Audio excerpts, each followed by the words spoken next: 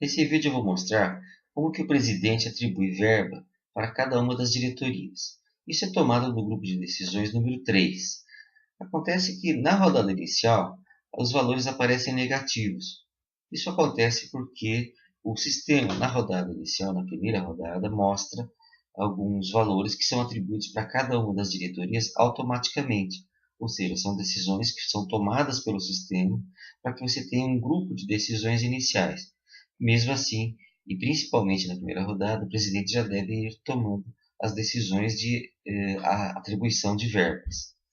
A primeira coisa que ele deve fazer é entrar em qualquer um desses sinais que tem aqui para você fazer a edição e você já vai ter acesso à tela de atribuição de verbas.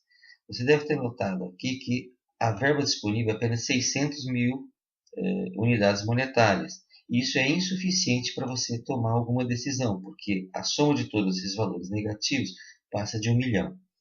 O passo seguinte seria pedir ao diretor financeiro que tomasse algum empréstimo ou arranjasse dinheiro de alguma forma para você poder tomar suas decisões da rodada.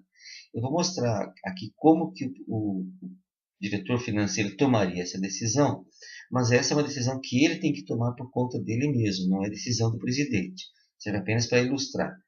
Aqui no caso, no segundo grupo de opções, ele pode pedir novos empréstimos.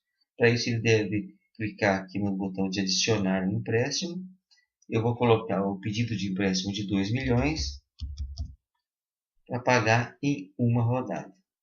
E vou transmitir para o banco. Se o banco aprovar, você tem o empréstimo aprovado. E aqui está avisando que a operação de empréstimo foi aprovada. Você pode aí retornar para as decisões de presidente e você pode já tomar as decisões. No caso, então, do presidente mesmo, você clicando aqui, você vai ver que já aparece o valor do empréstimo disponível aqui para você. Então, no caso do presidente, eu vou colocar apenas 500 unidades monetárias.